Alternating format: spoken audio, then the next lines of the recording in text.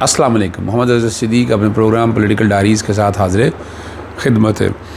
اور اسٹیبلشمنٹ تشدد کا آئینی حق رکھتی ہے. پتہ نہیں یہ سہیل بڑھائش نے کہا کہ کون سا آئینی حق رکھتی ہے اور ڈھونڈنے کی کوشش کرتے ہیں.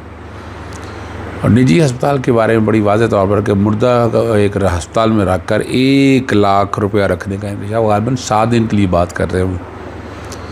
اور سانے کے واقعے پر تنقید کا نشانہ بنانے والے اپنا شاہد آفریدی پاک پتن اور کراچی کے واقعات پر کہاں ہے. پنجاب اسمبلی کے 10 اراکین کو مزید فارغ کرنے کے حوالے سے عجیب سی بات ہو رہی ہے.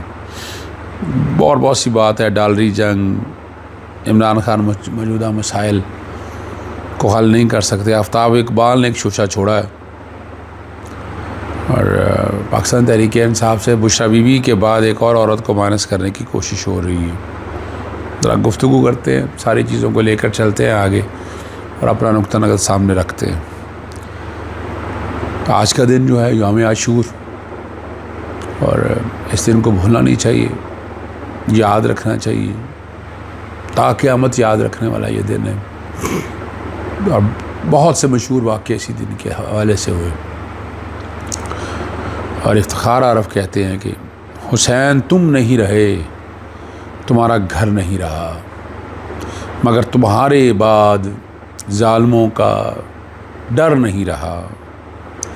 مدینہ و نجف سے کربلا تک ایک سلسلہ، ادھر جو آ گیا وہ پھر ادھر ادھر نہیں رہا.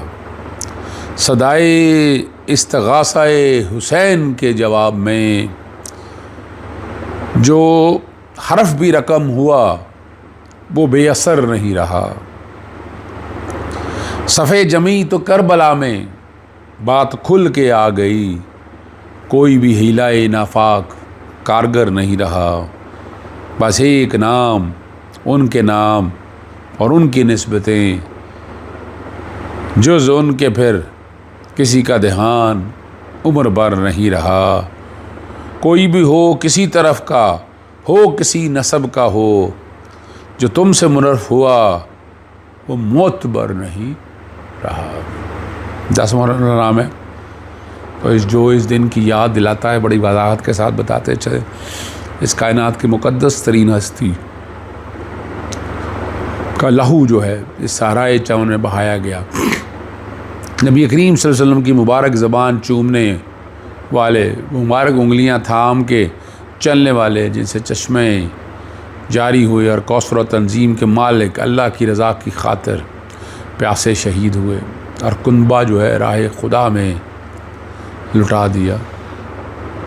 اس واقعے نے رہتی دنیا کے لیے ایک معیار قائم کر دیا کہ دنیا میں اب تو یزیدی ہوں گے یا پھر حسینی ہوں گے.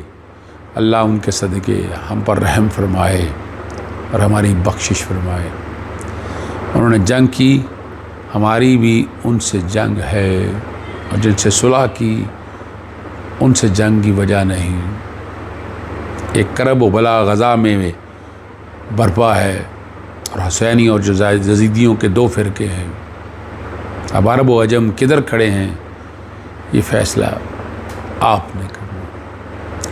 سہیل بڑھائش نے ایک بیان داغا ہے. ویسے تو اس بیان کی توقع نہیں کی جا رہی تھی کہ جو مثبت ہو یا پھر اسٹیبلشمنٹ میں حق نہ ہو. ان کو ایک ادارہ نے کچھ ہفتے قبل، اور جس طرح کے الفاظ استعمال ہوئے واش روم کے حوالے سے،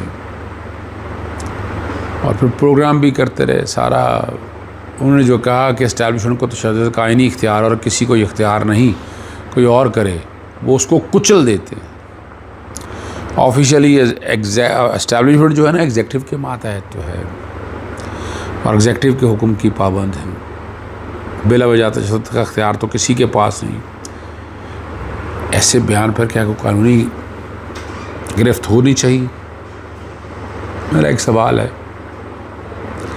اچھا، اور مردہ مریض کو ہسپتال میں رکھ کر 1,00,000 روپیہ وصول کرنے کا انکشاف. ذیلی کمیٹی برائے صحت نے آئندہ میٹنگ میں پرائیویٹ ہسپتالوں کی انتظامیہ کو طلب کر لی. ایک مریض کی پمز میں ڈیتھ ہو چکی تھی، اور نام لے کر وہ کہہ رہے ہیں شفا انٹرنیشنل نے 7 روز رکھا اور روزانہ 1 لاکھ روپے وصول کرتے رہے. یہ اخلاقی گراوٹ ہے کہ ہم کہہ دیں کہ حکومت کوئی کام نہیں کر رہی.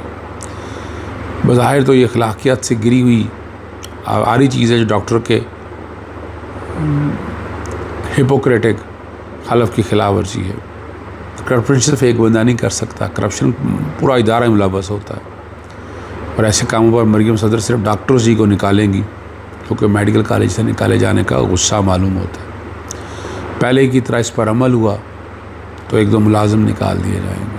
یہ یاد رکھیے گا. اور کچھ بھی نہیں ہوگا تو یہاں ہر صورت میں یہ دیکھتے رہیں گے کیا ہوتا ہے. اور شعاب ایک بات جو سوال کرتے ہیں بار بار، کیا شاہد افریدی جو ہے وہ جواب دینا پسند کریں گے؟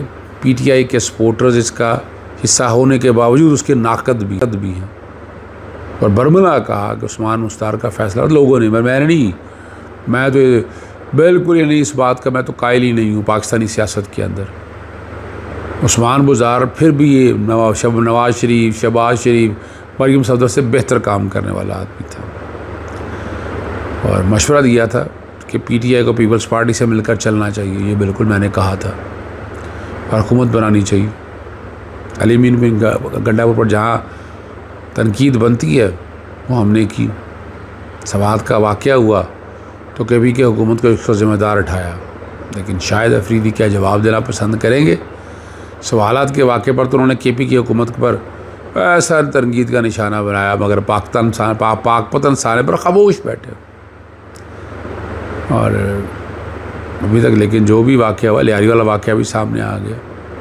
اگلی جو بات ہے، میں بار بار کہتا ہوں کہ پنجاب اسمبلی احتجاج توڑ پھوڑ کے الزام اپوزیشن اراکین پر عائد جرمانہ نہ کرانے کا اسپیکر آفس کا مزید کارروائی کرنے کا فیصلہ کیا.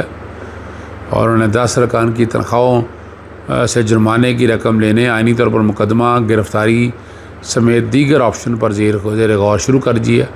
احتجاج کرنے اور ڈیسکوں پر چڑھ کر مائک توڑنے کے الزام میں پاکستان تحریک انصاف کے 10 اراکین پر 20 لاکھ روپے جرمانہ عائد کیا. کوشش کروں گا کہ وہ جو میں نے 2 خط لکھے ہیں چیلنج کیا jurisdiction secretary general Punjab assembly کی اور اسپیکر پنجاب اسمبلی کو لکھا کہ کس حیثیت میں یہ سارا کچھ آپ نے کیا. مراد سیدھا کہنا ہے اگر آپ کا یہ خیال ہے کہ ڈالری جنگ شروع کر کے دنیا کو ہمارے جنازے دکھا کر ڈرون میں معصوم لوگوں کو شہید کر کے ڈالر کما لیں گے تو سب کی آڑ میں ہمارے علاقوں کے ذخائر پر قبضہ کر لیں گے، وہ کہنا تو یہ آپ کی خام خیالی ہے. اب پبلک اپنا انٹرسٹ آپ کے بیانوں سے نہیں جانچتی. اب ایک اور بڑی زبردست بات آ گئی. افغان شہریوں کو جعلی اسپانسرشپ پر ای ویزوں کے اجراء کا اسکینڈل بے نقاب ہو. ایف آئی اے انسدادی دہشت گردی انسداد انسانی اسمگلنگ سیل کی تحقیقات میں 6 ملزموں کے خلاف مقدمہ درج کر لیا گیا اور افغان باشندے بھی موقع سے گرفتار کر لیے. افغان باشندوں کا جعلی جو ہے نا اسپانسرشپ ای ویزوں کے اجراء کا اسکینڈل بے نقاب ہو گیا. اور 2 افغان باشندے جو کہا جا رہا ہے موقع پر گرفتار کر لیے گئے. جعلی ویزوں کے اجراء میں وزارت خارجہ اور پی آئی ڈی کے اہلکار بھی شامل. اب یہاں سے اندازہ لگا لیں آپ، میں کیا بات کروں آپ، پتہ نہیں کتنے لوگوں کو آپ نے ویزے آپ کے پاکستانی گئے ہیں. کوئی مشکل کام نہیں لگتا یہ. 1 سال میں وفاقی حکومت قرضوں میں 8,312 ارب کا اضافہ ہوا. وفاقی حکومت کے قرضے جو میں پچھلے 73,000 کہہ رہا تھا وہ 76,045 ارب کی نئی بلند سطح پر پہنچ گئے. اور وفاقی حکومت کا مقامی قرضہ 53,460 ارب روپے اور بیرونی قرضہ مئی 2025 تک 22,585 ارب روپے تک پہنچ چکا ہے. اور حامد میر نے بڑا اچھا ایک بیان دیا ہے. انہوں نے کہا کہ نون لیگ نے مودی کی طرح میڈیا کے مالکان کو خریدا ہوا ہے. نون لیگ والوں کے بڑے قریبی تعلقات ہیں مودی کے ساتھ اور نون لیگ کی مودی پالیسی سبق سیکھے. میڈیا کو کنٹرول کر کے مودی کو صرف نقصان ہوا. آزادی کی کامیابی کا راستہ ہے اگر آپ پر ہر چیز پر اختیار جمانے کی بجائے کوشش کریں گے تو چیز ریت کی طرح ہاتھ سے پھسل جائے. اب آفتاب اقبال نے ایک بیان دیا ہے کہ موجودہ سیاسی بگاڑ ٹھیک کرنا عمران خان کے بس کی بات نہیں. اگر اللہ کی مدد شامل نہ ہوئی اللہ کی مدد شامل ہوگی تو یہ ممکن ہے۔ عمران خان تو خود، اب یہ بات بڑی عجیب سی کہ یا عمران خان آپ کو یاد ہے ایاک نعبد و ایاک نستعین کا ماننے والا ہے۔ اب یہ جملے جو انہوں نے ادا کیے ہیں، لوگ کہتے ہیں کہ اس بارے میں یہ ایسے نہیں ادا ہوئے، اور ایک بس یہ سمپل سی بات، عمران خان کے نام پر جو دھوکہ ہو رہا ہے، کچھ لوگ بشریٰ بی بی سے ناخوش تھے، تو جب تک جیل میں نہیں گئیں تب تک انہیں سکون نہیں ملا۔ لوگوں کے عمران خان کے پاس کو بائی پاس کرنا تو ممکن نہیں، مگر یہ بغض ہے عمران خان کے قریبی لوگوں کو نقصان پہنچاتے ہیں۔ ان میں سے ان کی دال روٹی چلتی رہی ہے۔ اب سازشوں کا رخ جو ہے علیمہ خان کی طرف ہو چکا ہوا ہے، اور نقصان پہنچانے کی کوشش تو جاری رہے گی۔ اجازت چاہتا ہوں، السلام علیکم، اللہ حافظ، پاکستان زندہ باد۔